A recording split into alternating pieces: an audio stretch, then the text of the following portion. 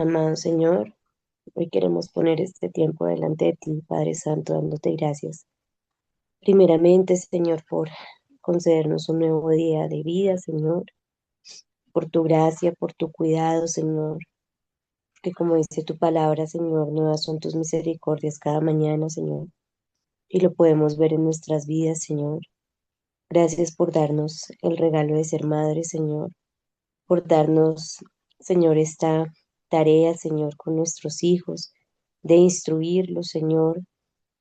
Gracias porque eres tú quien nos guía y nos dirige, Señor.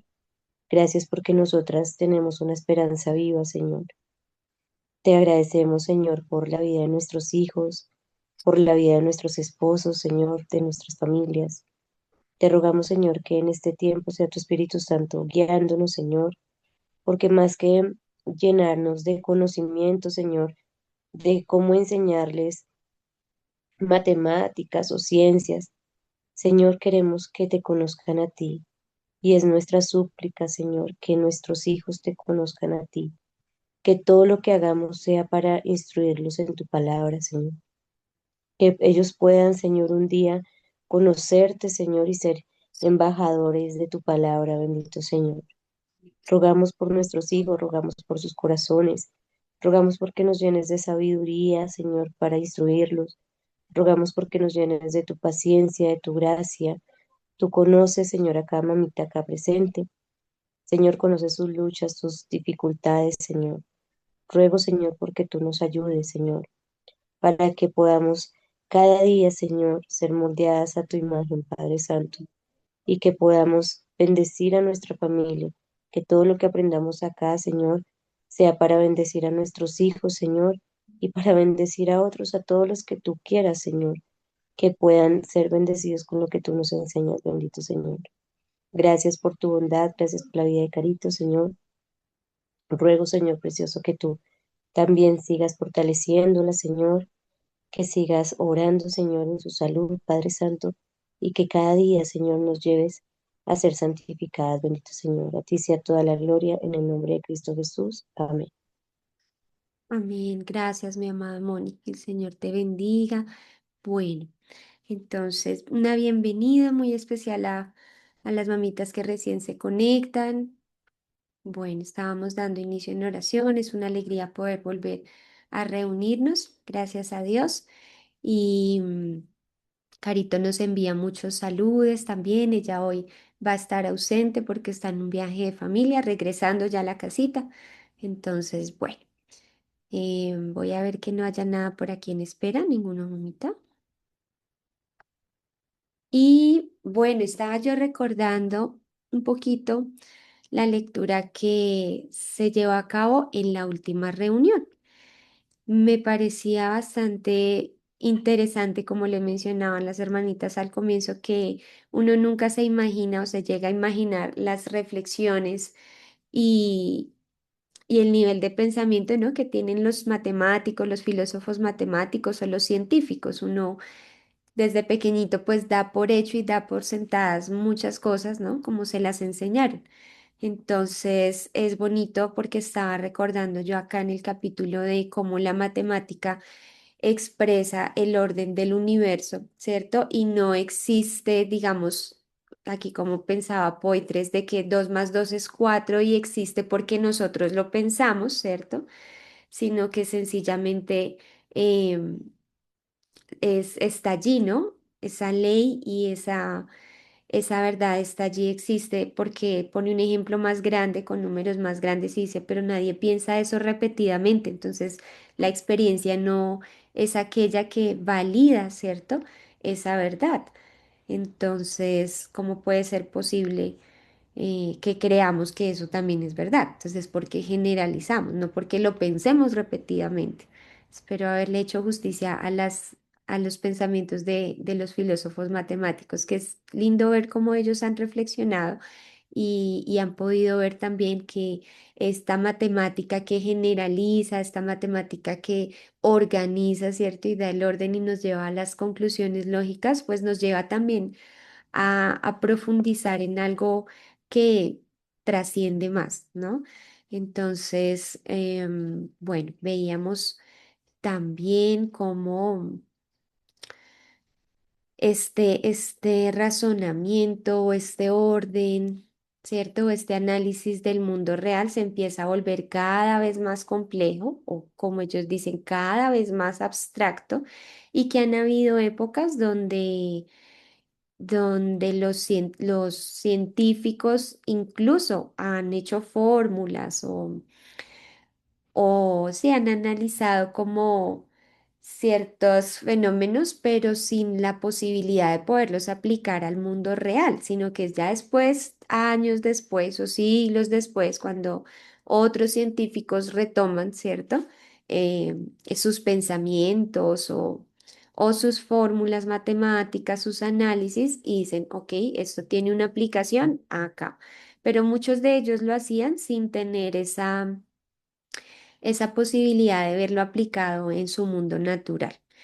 Entonces decían ellos también por acá que qué conexión existía, ¿no? Entre ese invento que hace la mente humana y el universo que existe, que ya está ahí. Mm, entonces, bueno, por aquí había un filósofo que señalaban de lo bonito que es ver y darle las gracias al Señor de que esas leyes que existen ahí se puedan relacionar de alguna manera con nuestra capacidad de descubrirlas y cómo el lenguaje es tan importante ahí. Decía él que es un don maravilloso que no comprendemos ni merecemos.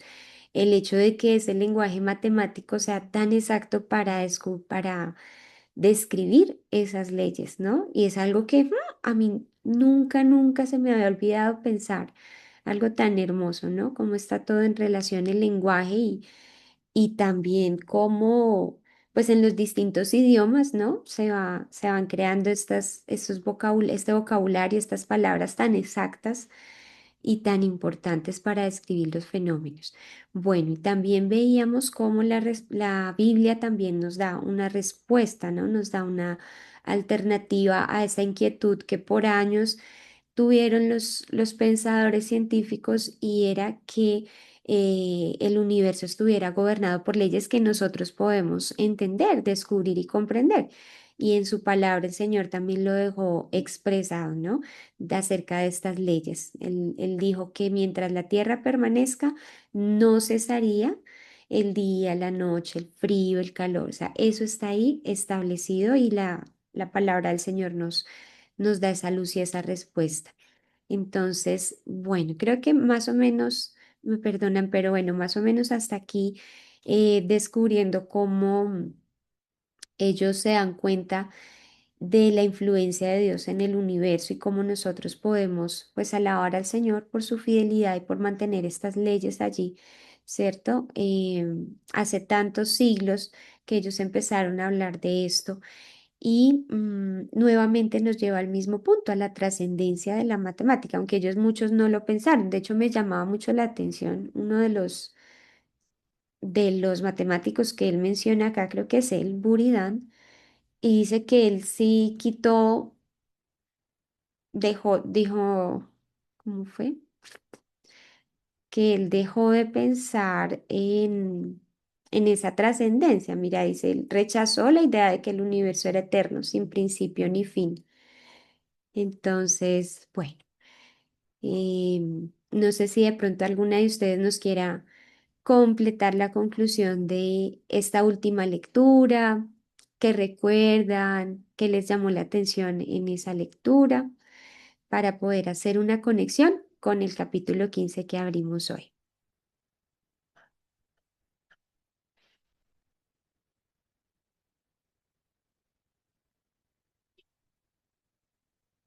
Adelante, mi hermana Ana María.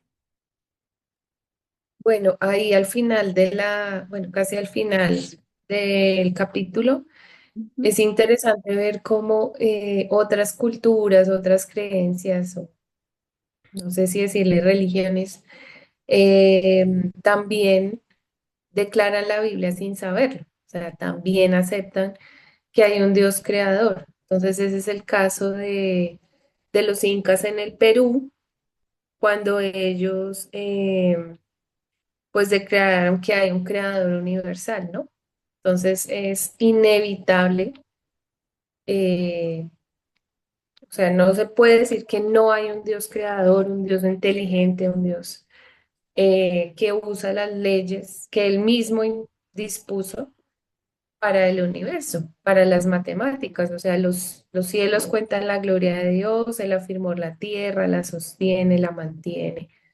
Y eso me hace pensar mucho y acá en casa comentamos mucho acerca de esta misión de Artemis 2 y estos astronautas cómo contaban que veían la Tierra.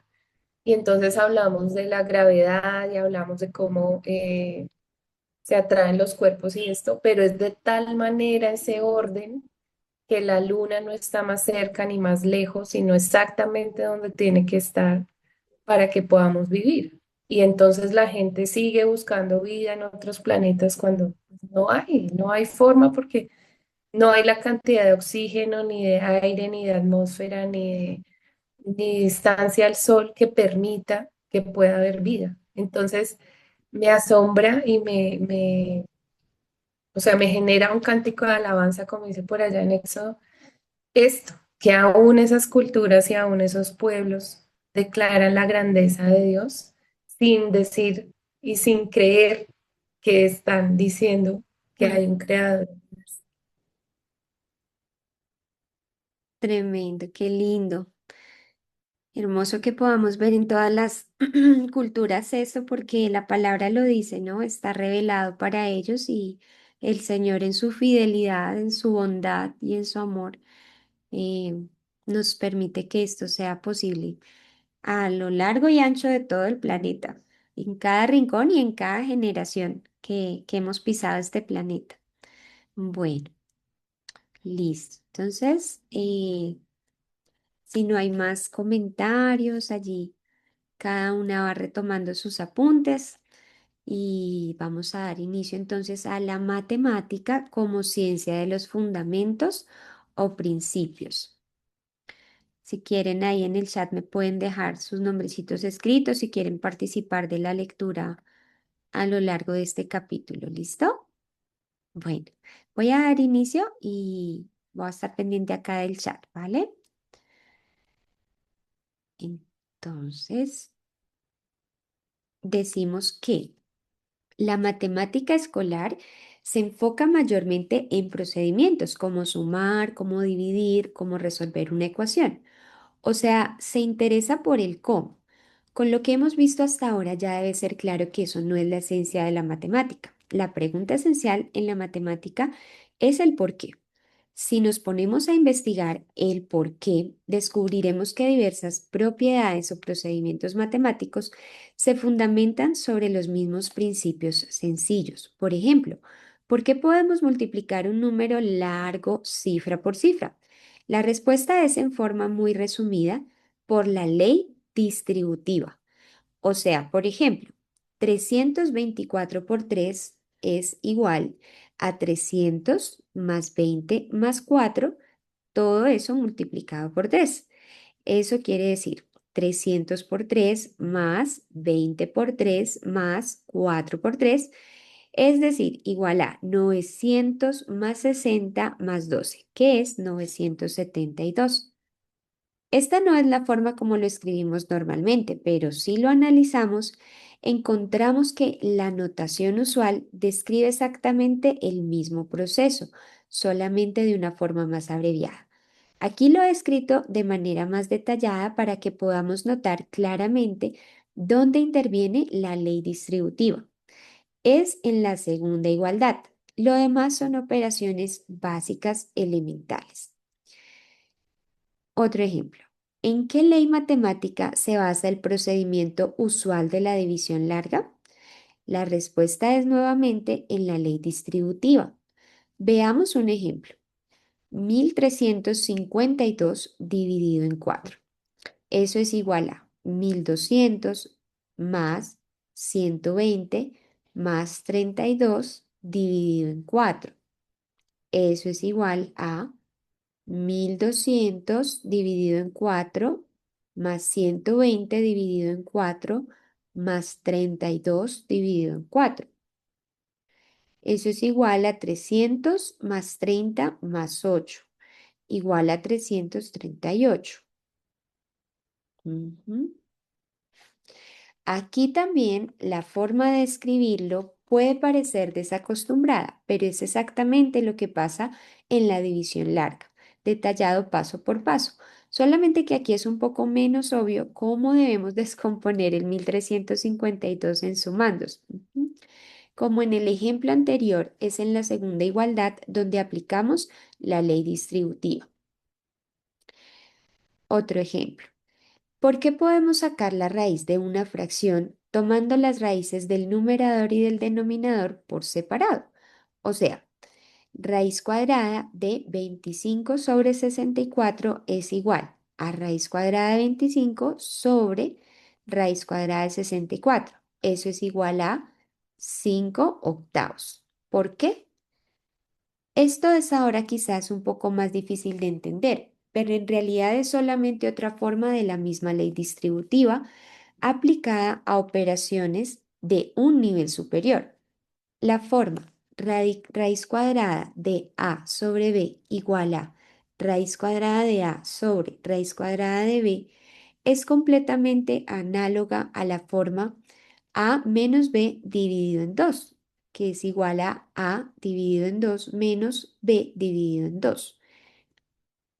La subtracción como operación de un nivel inferior corresponde a la división en un nivel superior y la división a su vez corresponde a la radicación en un nivel aún superior. Entonces, entre radicación y división existe la misma relación como entre división y resta. No es nada nuevo. Un último ejemplo. ¿Por qué es x menos 5 por x más 8 igual a x al cuadrado más 3x menos 40? Ya no será ninguna sorpresa que es nuevamente la ley distributiva. Lo haré muy detalladamente aplicando la ley distributiva primero al primer paréntesis y después al segundo. Aquí vamos.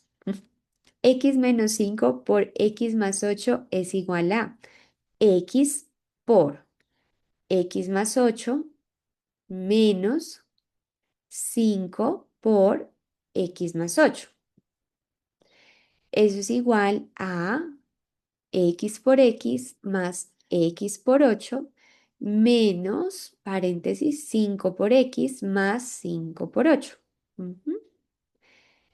Entonces se resume igual a x al cuadrado más 8x menos, y en el paréntesis queda 5x más 40. Eso es igual a x cuadrado más 8x menos 5x más por menos menos 40. Eso es igual a x cuadrado más, entonces 8x menos 5x da 3x y menos 40. Aquí, por supuesto, hemos tenido que usar algunas otras leyes más, por ejemplo, leyes de los paréntesis y de los signos, pero la ley fundamental que explica la operación entera es nuevamente la ley distributiva. Aquí la hemos aplicado dos veces sucesivamente, en la primera y segunda igualdad. Así, el que entiende los principios fundamentales puede con eso entender una gran multitud de temas matemáticos y también las interconexiones entre esos temas diversos. Por eso, si queremos que los alumnos lleguen a entender la matemática, tenemos que enseñarles a razonar desde los principios.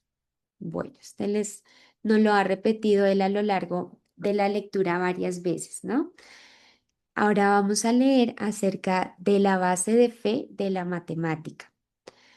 Hemos visto que un solo principio matemático, la ley distributiva, tiene numerosas aplicaciones en la multiplicación y división larga, en las operaciones con potencias y raíces, en la multiplicación y división de polinomios y otras más. Todas estas operaciones se pueden comprender con bastante facilidad si uno ha entendido bien ese único principio, la ley distributiva.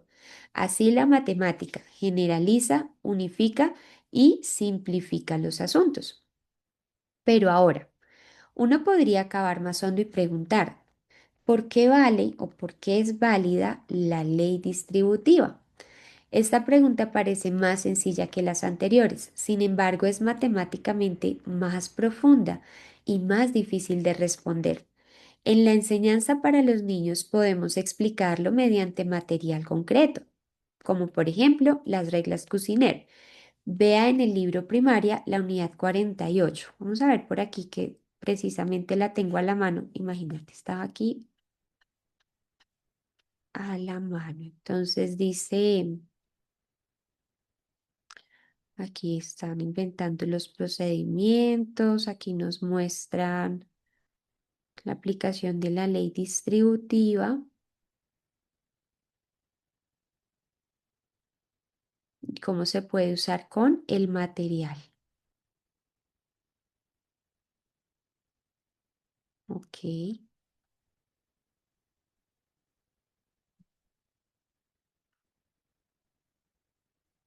Bueno, no es muy visual el ejemplo, pero no.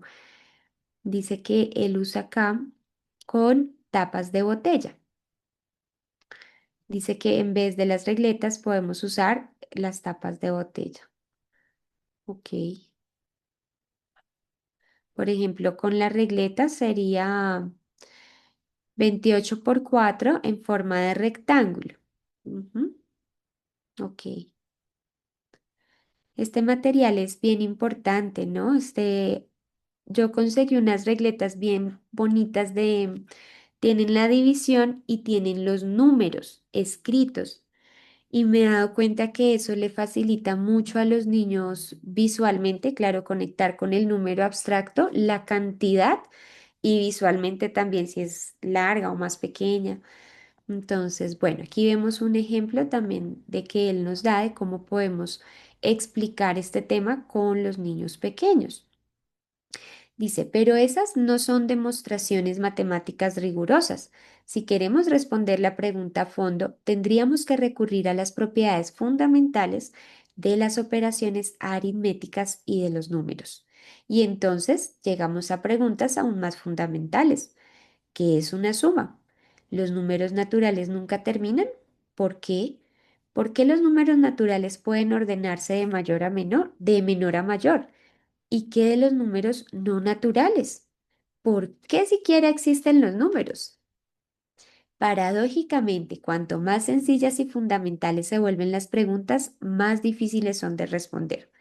Al iniciar nuestra cadena de preguntas, silenciosamente hemos asumido que en la matemática cada por qué tiene una respuesta. Si los teoremas matemáticos tienen una fundamentación racional, entonces seguramente esa fundamentación racional puede a su vez fundamentarse racionalmente y así sucesivamente. En realidad, no. Si cada argumento debe fundamentarse con razones racionales y esas razones a su vez deben tener razones racionales y así sucesivamente, entonces el razonamiento nunca termina. Nunca llegaremos al fondo. De hecho, las respuestas a las preguntas más fundamentales de la matemática no pueden fundamentarse de manera racional. Increíble. No podemos demostrar racionalmente que los números existen o que se pueden ordenar de menor a mayor. Si continuamos preguntando por qué hasta llegar a los fundamentos, entonces nos chocamos con los límites de nuestra capacidad de razonar y llegamos una vez más al umbral de lo trascendente y divino. Tradicionalmente, desde los tiempos de Euclides, se dijo que para poder hacer matemática tenemos que basarnos en ciertas verdades que son evidentes por sí mismas, de manera que no necesitan demostración. Esas verdades fundamentales se llaman axiomas. Por ejemplo, el hecho de que los números existen y que se pueden ordenar de menor a mayor es un axioma. Parece obvio. O el axioma de la transitividad. Si A es igual a B y B es igual a C, entonces A es igual a C.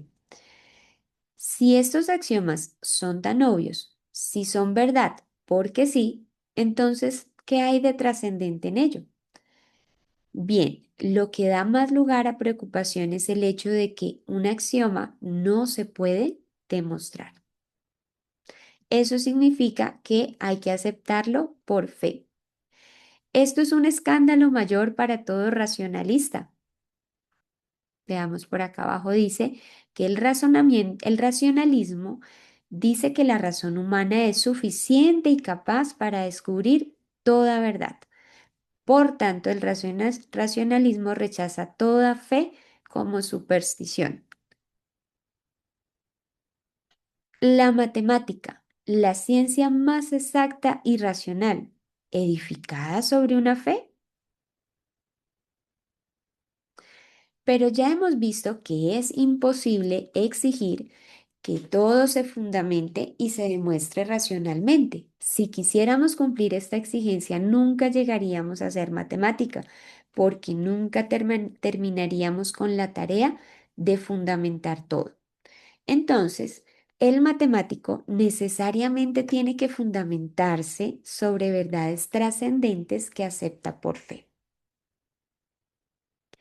Eso no es muy diferente de la fe de un cristiano, que acepta por fe que Dios existe y se reveló en las Sagradas Escrituras y en la persona de Jesús de Nazaret. Lo acepta por fe, no porque pudiera demostrarlo racionalmente, pero porque le parece evidente, en este caso a base del testimonio histórico de los testigos de la vida, muerte y resurrección de Jesús. Aunque hoy en día, a diferencia de los siglos pasados, muchos matemáticos no creen en Dios, y por supuesto que se puede hacer matemática sin creer en Dios. Pero para poder hacer matemática, por lo menos hay que creer que la verdad trascendente de la matemática existe, que ese más allá está ahí, independientemente de nuestros razonamientos. De otro modo, cada uno podría crear su propia matemática y no habría ninguna coherencia ni concordancia entre la matemática de una persona y la matemática de otra. Y también es necesario creer que ese más allá matemático es consistente con nuestro razonamiento humano aquí en la Tierra. De otro modo, no habría ninguna razón para asumir que la matemática siquiera es posible, y aún mucho menos podríamos asumir que la matemática sea lógicamente consistente. Miremos, a ver, hacemos una pausita acá, ¿sí? Sí, porque este está más largo. Bueno, voy a tratar de resumir en mis palabras y si alguna de ustedes también quiere dar algún aporte, esta introducción al capítulo 15 que nuevamente a mí me sorprende, yo creo que nos lleva por sorpresa ver que todo este razonamiento filosófico se ha llevado a lo largo de los años, ¿no? Y de los siglos, y sobre todo que pues los pensadores que son muy filósofos, que les gusta filosofar sobre este asunto y que les apasiona la matemática y les apasiona descubrir el mundo, pues han tenido que llegar inevitablemente a este tipo de preguntas y este tipo de confrontación. Creo que en algún momento lo mencionamos y es como ver cada una de estas corrientes de pensamiento, en este caso nos da el ejemplo del racionalismo, pues se caen sobre su misma base, ¿sí? Entonces, por ejemplo, acá en el caso de la matemática, donde él nos explica también que pues no podemos razonar, ¿cierto? O fundamentar cada tema de la matemática, por simple y obvio que parezca, pues sencillamente está ahí y nos va a llevar a este asunto de la fe, ¿no?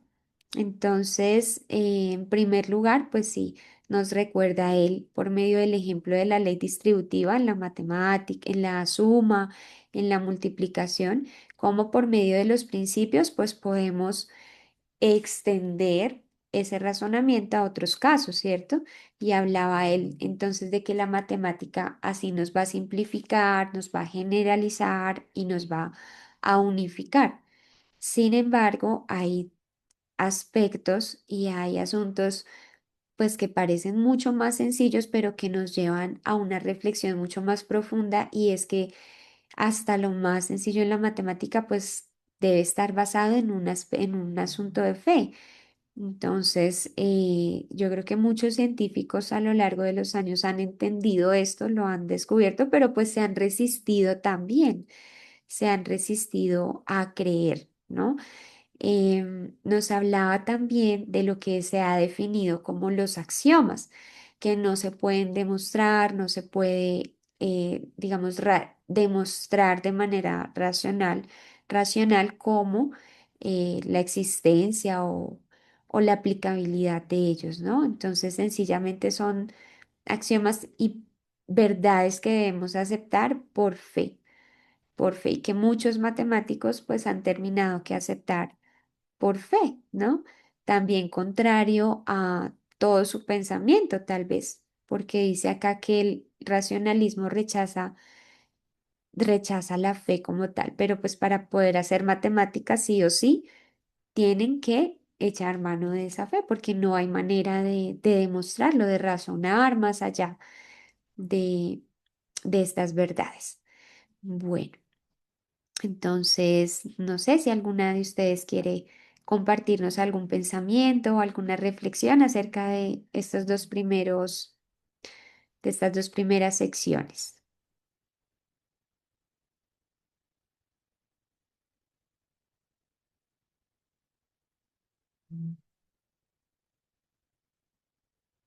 Bueno, dice, la siguiente sección dice que si se puede evitar el más allá en la matemática. Dice, unos matemáticos racionalistas intentaron evitar esta necesidad de fe, diciendo que los axiomas pueden elegirse arbitrariamente. Bueno, aquí vamos con esta resistencia de los matemáticos a creer lo que ya debemos dar por hecho, ¿no?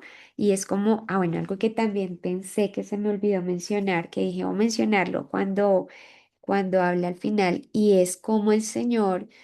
em, lo hemos mencionado, coloca allí la creación para que nosotros podamos deleitarnos y descubrir, pero fíjense que es un camino que Él cuidadosamente ha definido y ha establecido para que finalmente lleguemos a Él. No es el hecho en sí de poder descubrir y aplicar la matemática, sino que al final de todo, el propósito de Él es que lleguemos a Él, ¿sí? Como esas pistas y esas huellas que Él deja en amor diciéndonos, quiero que esto te traiga a mí finalmente. Entonces vemos acá la mente de muchos matemáticos racionalistas que Él nos va a explicar cómo se han resistido, ¿no? Y ya están diciendo que entonces estos axiomas se pueden elegir arbitrariamente. Bueno, veamos qué nos cuenta Él. Es cierto que se pueden inventar nuevos sistemas axiomáticos y usarlos para fundamentar una nueva clase de matemática, pero en la práctica resulta muy difícil diseñar un sistema axiomático que sea distinto del usual y, sin embargo, lógicamente coherente. La mayoría de los intentos de esta clase resultan inútiles o nos llevan a los números, operaciones y figuras geométricas tales como siempre los conocimos. Y entonces los axiomas resultan equivalentes a los sistemas anteriores. O sea, vuelven al mismo punto. Existe una excepción notable, un ejemplo de unos sistemas axiomáticos diferentes que sí funcionan y son útiles. Las geometrías no euclidianas. Estas se distinguen de la geometría clásica en un único axioma, el postulado de las paralelas. Por muchos siglos los matemáticos dudaron de si se trataba realmente de un axioma e intentaron demostrarlo mediante otros axiomas, pero fracasaron. Dice por acá. En realidad, Euclides y los matemáticos que le siguen hacen una diferencia sutil entre postulado y axioma. Un postulado es una propiedad que el matemático postula o exige como necesario para que la matemática sea posible, mientras que un axioma es una propiedad que el matemático acepta por ser evidente. Pero para las reflexiones que hacemos aquí, esta diferencia no es importante. Entonces dice, finalmente se pudo demostrar que realmente se trata de un axioma y la demostración se basa en el hecho de que lo podemos sustituir por otro axioma contrario y entonces resulta otra clase de geometría que igualmente es lógicamente coherente. Una forma de formular ese axioma es: por un punto dado en el plano pasa exactamente una paralela a una recta dada. Euclides lo formuló de una manera mucho más complicada, pero equivalente. Ahora, las geometrías no euclidianas reemplazan este axioma por otro. Por ejemplo, por un punto dado en el plano no pasa ninguna paralela a una recta dada. O por un punto dado en el plano pasan infinitas paralelas a una recta dada. Al investigar estas geometrías no euclidianas, se encontró no solamente que son lógicamente coherentes, sino que en su mayoría tienen también correspondencias en el mundo físico. La primera, no existe ninguna paralela, corresponde, por ejemplo, a la geometría en la superficie de una esfera. Si una recta se define como un círculo máximo en la superficie, o sea, un círculo cuyo radio es igual al radio de la esfera, comparada con la geometría plana, significaría que el plano se encoge a la distancia. La otra posibilidad lleva a la geometría de un plano hiperbólico, o sea, un plano que se dilata a la distancia. Muchos científicos asumen que el espacio de nuestro universo no es recto, sino que tiene efectivamente una curvatura, de manera que su geometría tendría que describirse de una manera no euclidiana. Nuevamente, una coincidencia sorprendente entre una construcción mental matemática y el mundo físico. Parece que aun cuando los matemáticos intentan deliberadamente sobrepasar el ámbito de los axiomas evidentes por sí mismos, no pueden escapar de una realidad superior que simplemente está o es ahí.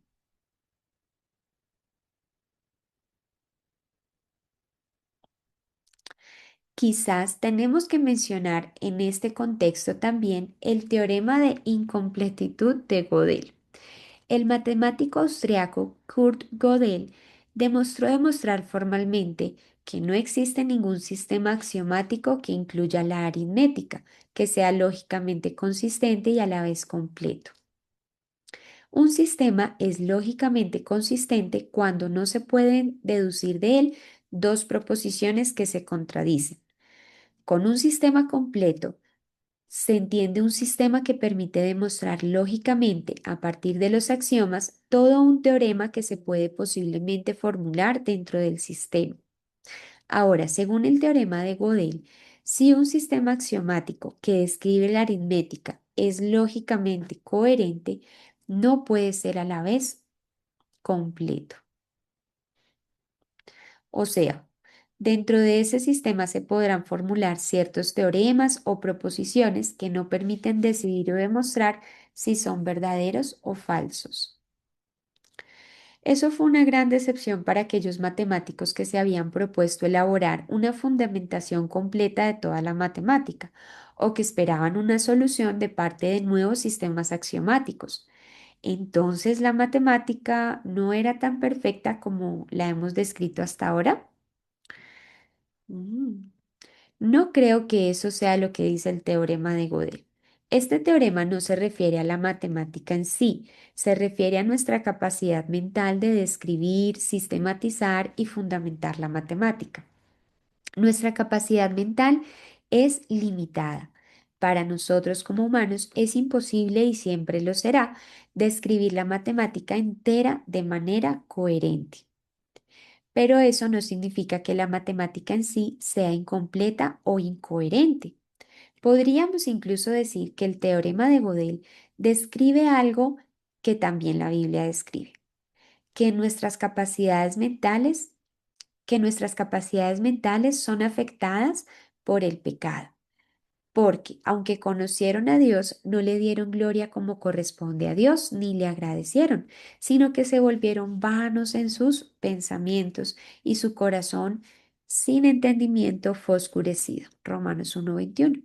No es la matemática que es incompleta, pero nuestras capacidades mentales lo son. Entendido de esta manera, entonces, el teorema de Gödel confirma lo que hemos dicho.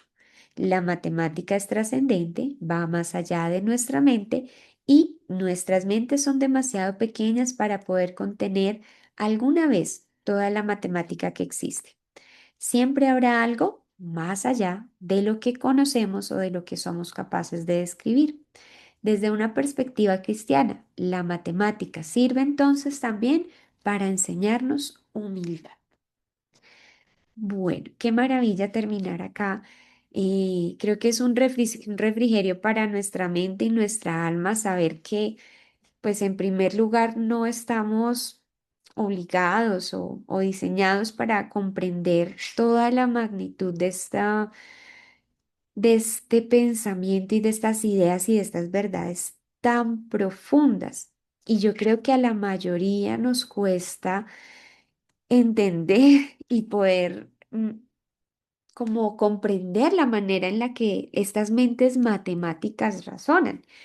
Pero fíjense lo hermoso que es después de tantos intentos de ellos de querer escapar y de querer demostrar y de querer contener todo en su propia mente, pues el mismo Señor está gritando una verdad y nos está dando a conocer una verdad mucho más profunda que es su misma existencia, ¿no? Su ser trascendente y lo que Él ha colocado allí en la creación, que también es completamente incomprensible para nuestra mente, como dice Él, de una manera entera, completa y coherente.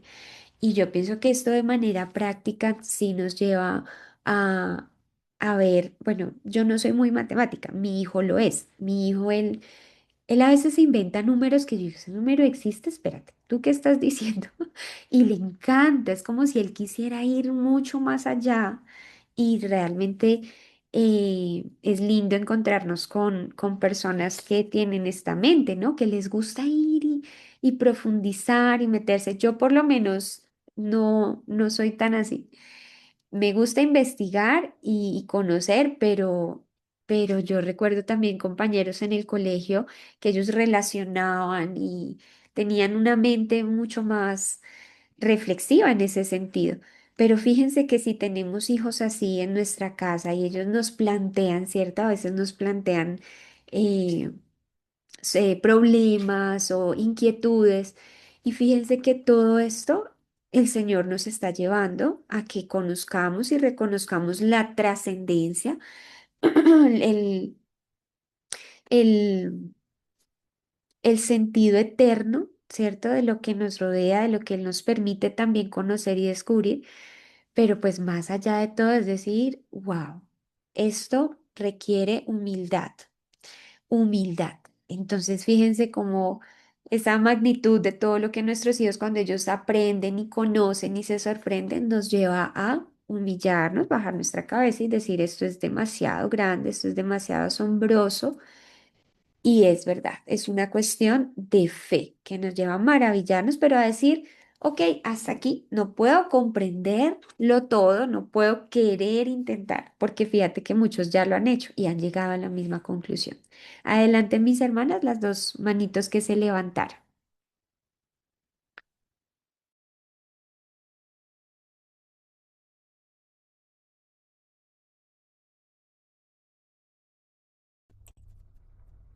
¿Cómo estás, Carito? Buenos días para todas. No sé quién estaba antes de mí o si yo estaba primero. Sí, no, yo tampoco me di cuenta. Buenos días, mi querida Magali. Tenía el micrófono silenciado, pero creo que fueron dos manitas. Ahorita de pronto, después de tu intervención, escuchamos a la otra mamita. Mira que, bueno, quería comentarles que leyendo este libro, porque a mí hay una cosa que me ha pasado con el homeschool, y es que primero, pues se ha evidenciado en mí pues los vacíos que ha dejado la academia, la escuela, la universidad. Es decir, la formación tradicional del conocimiento, pues es un vacío muy grande y más ahora, digamos, en la formación superior, que cada vez más se especializa una persona en un área, entonces esa supraespecialización hace que se pierda de vista todo el contexto, es decir, el metaconocimiento, y te vuelves experto en la uña, pero se te olvida que esa uña hace parte de un dedo, una mano y demás, ¿sí?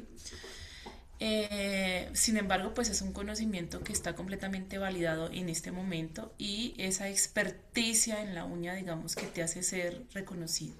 Pero entonces cuando llego al homeschool y empiezo como a escudriñar un poco más en las ciencias, sobre todo hace días leía un comentario de un pastor y lo decía, y es que la ciencia, porque las matemáticas pues es una ciencia y además se constituye como una base, como un anclaje donde se montan todas las demás ciencias, la física, la química, las ciencias naturales.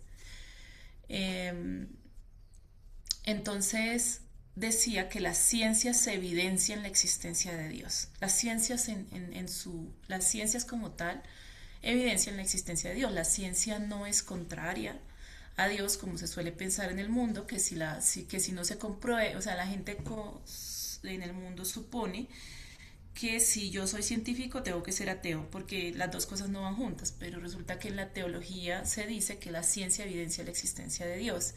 Entonces cuando yo empecé pues como a escudriñar un poquito más, sobre todo en los estudios de naturaleza y pues haciendo las lecturas con la intención de poder presentar, digamos, a los niños también ese pensamiento un poco más amplio.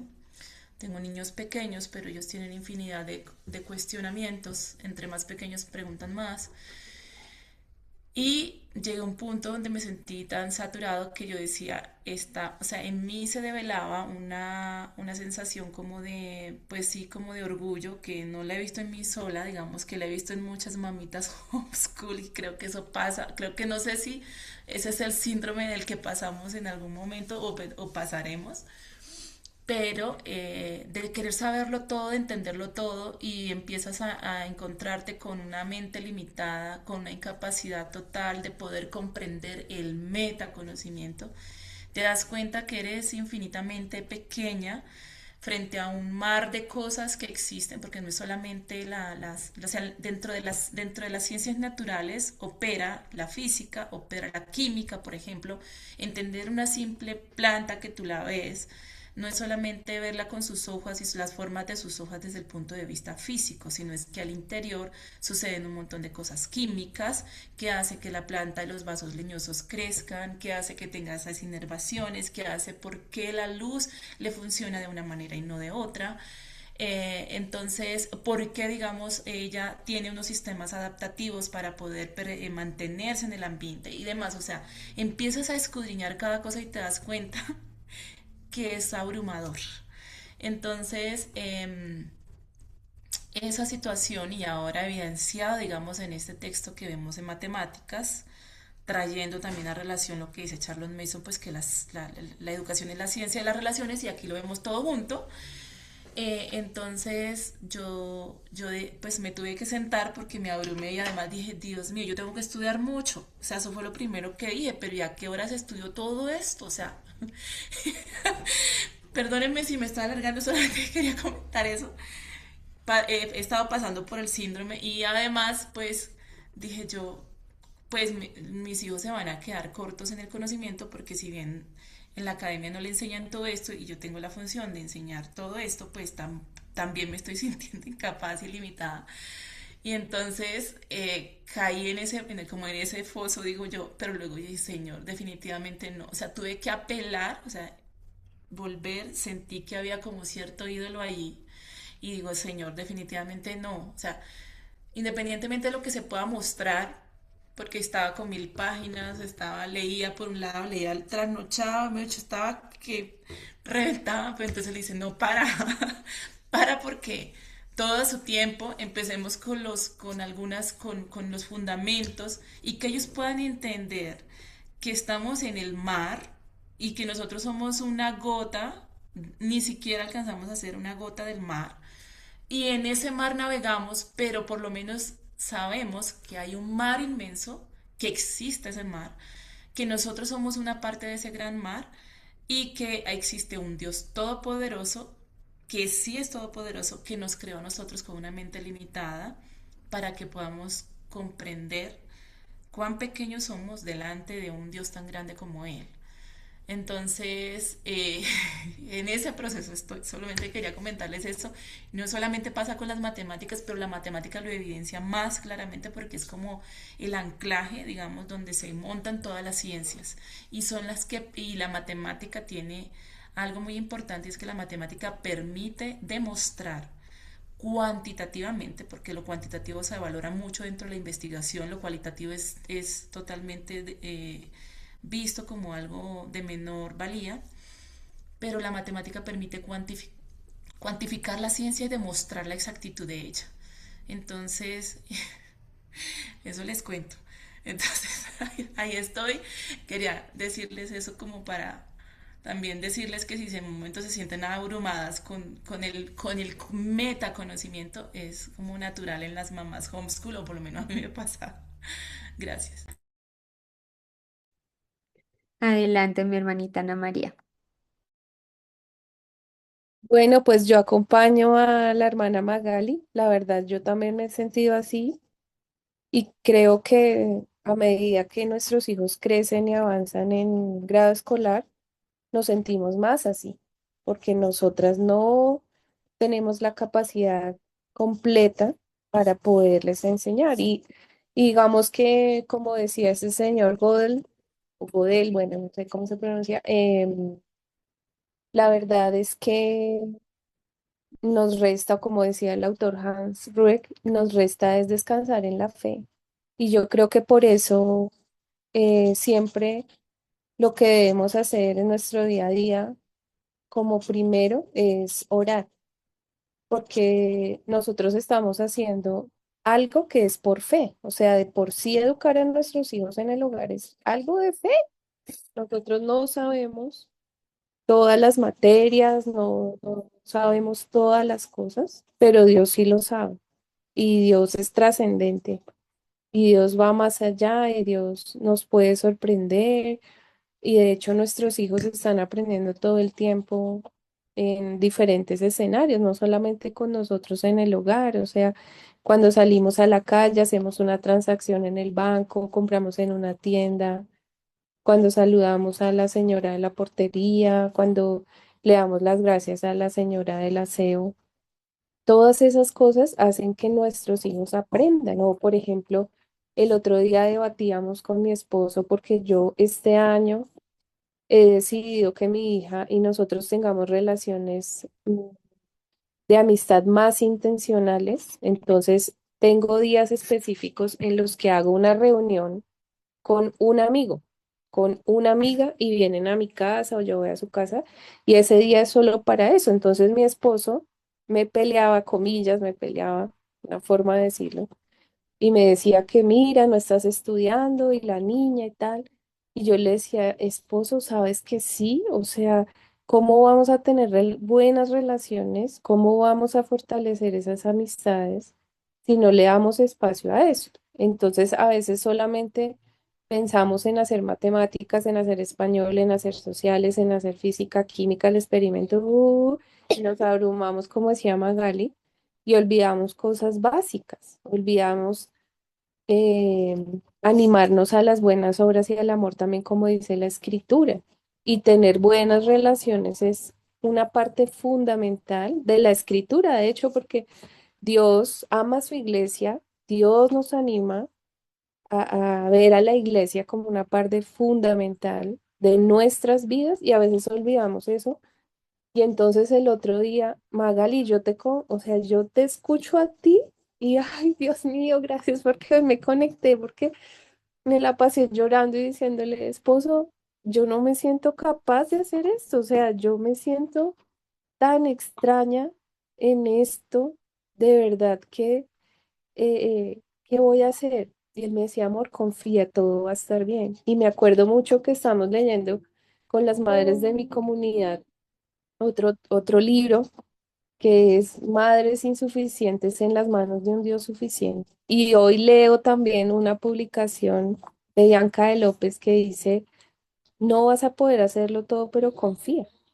Y se me viene otra imagen, muchas madres, Susana Wesley y todas estas madres que enseñaban a sus hijos sin tener toda la tecnología que tenemos. De hecho, algunas de esas madres no sabían ni leer ni escribir y les enseñaron en el hogar con periódicos. Hombre, ¿cómo no voy a poder yo teniendo todo lo que tengo? Entonces es como Dios sacudiéndome el árbol, le decía yo en la oración de esta mañana. Gracias por sacudirme el árbol y esto que leímos hoy de verdad es fe. Eso no quiere decir que uno se vuelva irresponsable, ¿no?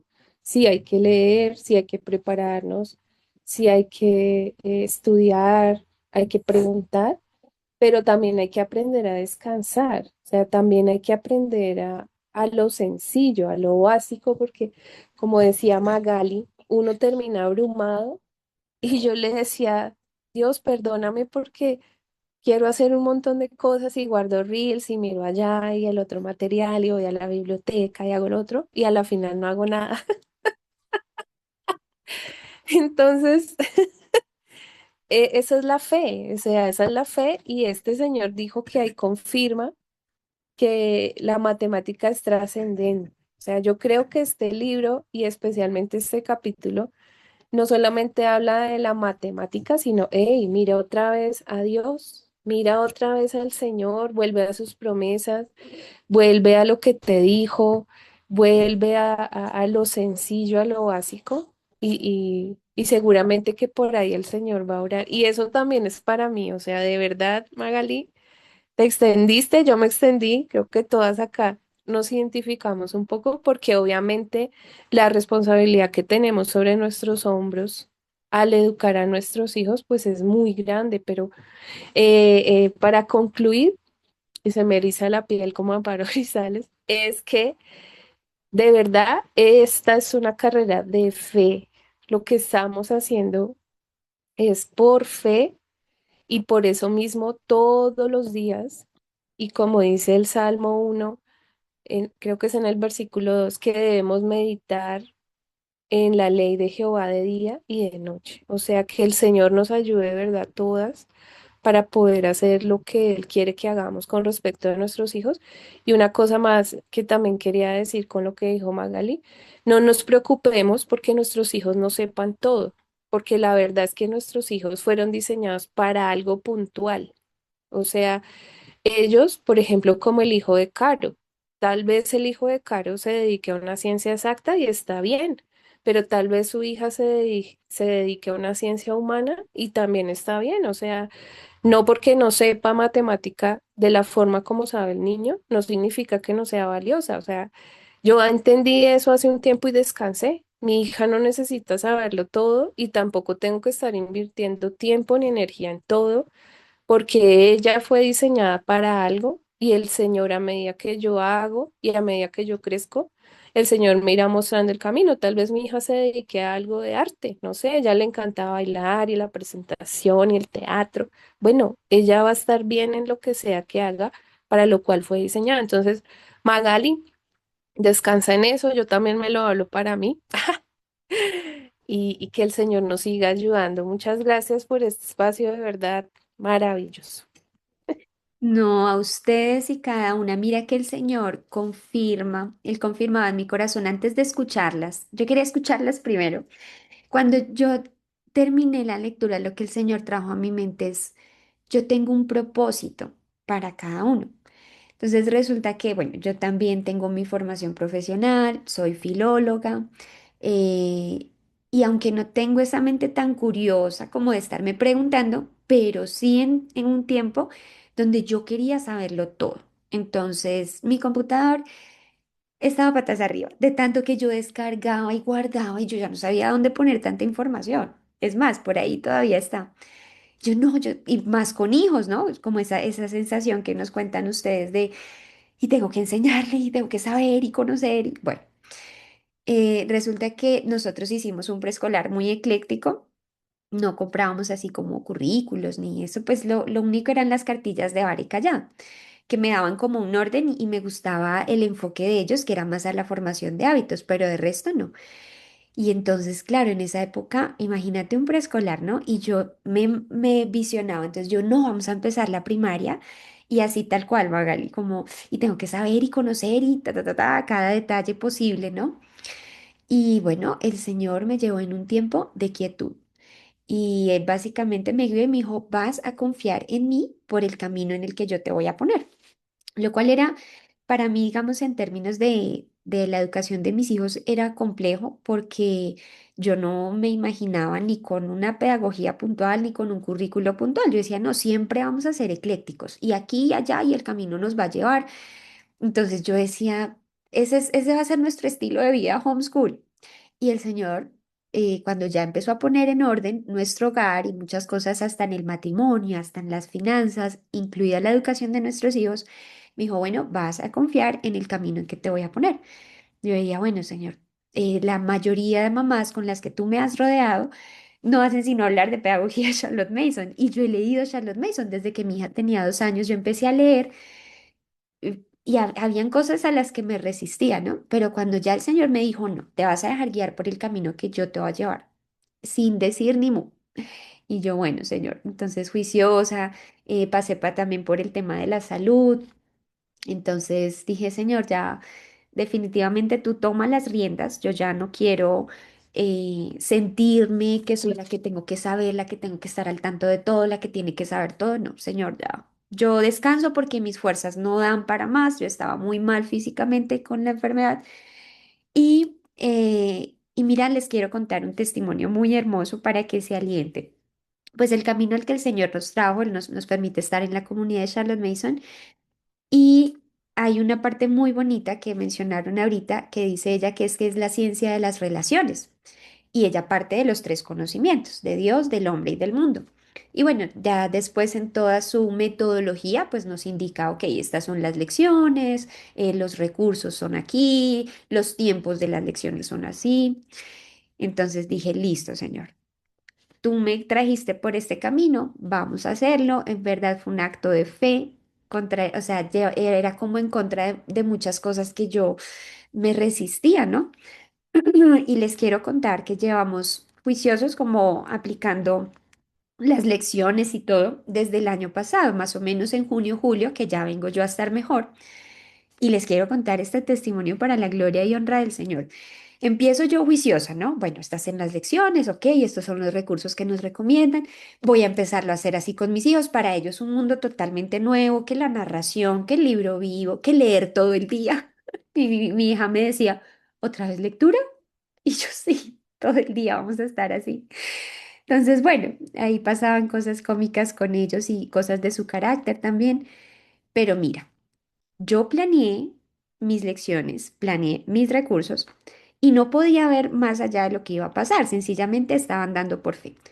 Cuando de pronto empezaron a pasar repetitivamente coincidencias. Entonces, por ejemplo, el Señor nos permitió en Biblia un tema, una lectura, y por allá en otra, en ciencia o en una experiencia que Él nos permitió en una salida o algo, y Él colocaba allí. eh, Algo que coincidía totalmente con lo que yo pues estaba en la planeación, pero yo no había planeado eso otro. Entonces, por ejemplo, un día estábamos leyendo, eran parábolas de la naturaleza. Entonces, estábamos leyendo algo de la construcción, bueno, el caso es que yo no sé de dónde llegaron unos señores ahí al frente de mi casa con unas de esas máquinas altísimas. Ya me acordé, la lectura era sobre podar, ¿sí? Como el Señor nos poda y bueno. Entonces llegaron y al frente de mi casa hay estos árboles de eucalipto altos que parecen pinos altos y se suben estos señores en las máquinas a podar. Mira, yo quedé asombrada. Yo no sabía qué decirle a los niños. Yo les dije, Dios nos está dando la lección ahí textualmente. O sea, lo que estamos leyendo, obsérvenlo. El Señor nos lo trajo aquí en pleno, ¿sí? Entonces, esa fue una. La última que nos pasó, que fue muy bonita, estábamos estudiando el término de aves y habíamos leído que unas aves llevaban su comidita en el pico, las madres, y los polluelos pues metían el pico y por allá le buscaban, ¿cierto? Y le partían los gusanos y se comían los pedacitos y todo. Bueno, Habían otras que ellas se lo comían, como que lo digerían y lo volvían casi que a vomitar y se lo daban a sus bebés, como diferentes formas de alimentar. Bueno, hicimos esta salida a la naturaleza, fuimos con el papá y vemos tres palomas en una rama. Antes de irnos, ya íbamos a salir del lugar y vemos tres palomas moviéndose extraño, pero, o sea, estaban como sacudiéndose, hagan de cuenta bailando ese baile de sacudir el cuerpo, ¿no? Del hockey pokey. Y yo me quedé mirando esas tres, yo, estas tres, ¿sabes qué están haciendo? Bueno, nos dimos cuenta que eran palomas y nos dimos cuenta que era la mamá en la mitad y sus dos polluelos al lado y que lo que estaban haciendo era metiéndole el pico, o sea, uniendo pico a pico y se movían así rarísimo. Y le digo, hija, eso es lo que leímos, eso es lo que leímos esta semana, que era cómo las aves se alimentaban y todo. Y yo soy aterrada en serio cómo el Señor nos da estas lecciones. Y digo, ahí ya tuve mi lección. Dije, ok, Señor, yo planeo hasta donde me es posible, hasta donde tú me permites, hasta donde tú me muestras, y tú eres el que orquesta todo lo demás. Y lo que quería contarles que el Señor colocaba al principio de escucharlas a ustedes era, yo tengo un propósito para sus hijos, para nosotras. No tenemos que afanarnos y correr de querer abrazarlo y saberlo todo. Todas hemos pasado por esa etapa, mi querida Magali, y a veces nos toca seguirnos poniendo el freno, ¿sí? Porque es descansar en el Señor. Entonces, uniendo todo esto y escuchándolas, qué lindo poder compartir experiencias, qué lindo saber que el Señor en su misericordia nos está guiando para también mostrarle a nuestros hijos que ellos tienen un propósito. Y fíjate que cuando nos salimos de ese propósito, o sea, lo que hace ahorita el mundo, que tú decías, ¿no? Las supraespecializaciones, eso no está mal, pero debemos seguir llevándolo de la mano de la fe, de nuestro propósito en el Señor. Porque la verdad, mira, con lo que a mí me pasó de salud, yo me encontré con expertos súper, tenían unos títulos en la pared que yo ni podía leer. Y para mí era tan obvio, yo decía, bueno, a mí me está pasando algo en el ojo, pero para mí la relación con todo lo que pasaba a nivel sistémico era clarísima. Y estos doctores no lo veían. O sea, textualmente, yo llegué a la conclusión de decir algo muy chistoso. Dije, no, yo llego al consultorio de este doctor, era un, ay, espérate, me acuerdo de los nombres, el corneólogo, el uveólogo, unos nombres que yo hasta ahora, en ese momento, me di cuenta que existían. Pero yo decía, cuando yo entro a consulta, textualmente, yo creo que ellos ven entrar un ojo con paticas y ya, no ven más, no ven más allá. Entonces imagínate qué triste una persona con tanta especialidad que no pueda comprender que somos un ser, que tenemos propósito, que ese ojo es un parte de un todo. No, ellos veían un ojo textualmente. Y yo decía, pero es que es tan clara la relación de todo lo que está pasando en mi cuerpo y ellos no lo aceptaban. Ellos no veían más allá. Entonces, bueno, ahí como para darles un ejemplo de cuando nos salimos del propósito y queremos saberlo todo y nos especializamos muchísimo, pero pues dejamos de ver el todo, ¿cierto? Y humildemente como que agachamos la cabeza y decimos, oiga, sí, esto tiene que ver, esto tiene una relación. Entonces, eh, qué lindo escucharlas y recordar todo esto y ver que el Señor en todo tiene propósito y nos lleva a humillarnos delante de Él. Y gloria a Dios por este tiempo y por este espacio también que nos concede. Entonces, creo que logramos avanzar a la lectura de todo el capítulo, de todo el capítulo 15. Y vamos a abordar entonces lo negociable y lo no negociable en la matemática, que es bonito. Está ya comprendiendo todo lo que hemos leído en los capítulos anteriores. Creo que esta lectura va a ser bien pertinente y nos va a aclarar muchísimo más. Entonces, bueno, mis hermanas, gracias al Señor, ánimo. Estamos todas en la misma carrera. El Señor nos ha traído principalmente a este camino para moldear nuestras vidas, para que podamos conocerlo más a Él. Y nuestros hijos están viendo ese testimonio. Están viendo más allá de que de pronto podamos enseñarles todos, están viendo cómo llevamos con honra y con humildad esta labor que el Señor nos ha dado. Entonces, oremos. el Señor nos continúe ayudando, nos continúe guiando. Cada una por nuestro camino, en los propósitos del Señor. No tenemos que estar haciendo todas lo mismo. El Señor va mostrando caminos diferentes de acuerdo a sus propósitos y que podamos ser de ese apoyo, las unas a las otras, en cada comunidad en la que formamos parte. Eh, es lindo ver que en verdad esa ciencia de las relaciones es viva y es algo que nos alimenta, que nos nutre. Yo he visto, cada vez pienso en eso y digo, sí, se relacionan con el conocimiento, se relacionan con ellos mismos, se relacionan en familia, un montón de relaciones lindas en las que el Señor nos permite crecer. Entonces, demos gracias y concluyamos este tiempo tan lindo que el Señor nos regaló. Padre, te damos gracias en el nombre de nuestro Señor Jesús, porque hemos podido ser edificadas sobre la roca que eres tú, Cristo. Te damos gracias por ser nuestro fundamento, gracias por ser nuestro centro, gracias por ser aquel que todo lo contiene, Señor. Gracias porque tú nos llevas de la mano por este camino hermoso y precioso que es acompañar la educación de nuestros hijos, Señor, verles crecer, verles formarse, Señor, y sobre todo encontrarse con ese propósito por el cual tú les has creado, Señor. Te damos gracias infinitamente a ti, Señor. Te damos toda la gloria y la honra, porque tú eres el que dispone, tú eres el que orquesta cada detalle, Señor. Cuando nosotras no podemos abordarlo todo, no podemos abarcar cada tema, cada conocimiento, cada respuesta, Señor, pero tú lo pones allí delante de nosotras cuando decidimos caminar por fe, Señor, y confiar que tú eres el que dirige, que tú eres el que nos lleva de la mano, Señor.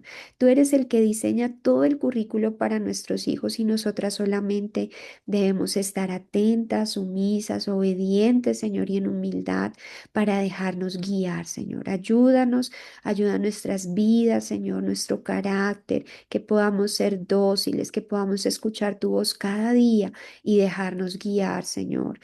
Líbranos, Señor, de tener esa actitud como el mulo, Señor, como el caballo que no atiende, Señor, y que son emocionales, Señor, y muchas veces, Señor, tenemos esa actitud para contigo, Señor, creyendo que todo lo sabemos, que podemos solucionar todo, Señor, pero no. Necesitamos seguir en este camino, Señor, de aprendizaje, a depender más de ti, Señor, aprender a confiar más en ti, que tú estás en todos nuestros asuntos, por pequeños que sean, Señor. Te damos gracias y te damos la gloria y la honra en este tiempo que hemos sido edificadas en ti, Señor. Bendice la vida de mis hermanas, regálanos un día en tu presencia, Señor, rodeadas de tu bondad, de tu misericordia, que podamos ser apercibidas de todo lo que tú nos has permitido, Señor, y de todo lo que tú dispones a nuestro alrededor para bendición. Te damos gracias en el nombre de nuestro Señor Jesús. Amén y amén. Bueno, un saludito muy enorme a cada una. Que tengan un bendecido día. Gracias por acompañar. Bendiciones, gracias. Gracias. Hasta luego, bendiciones. Adiós.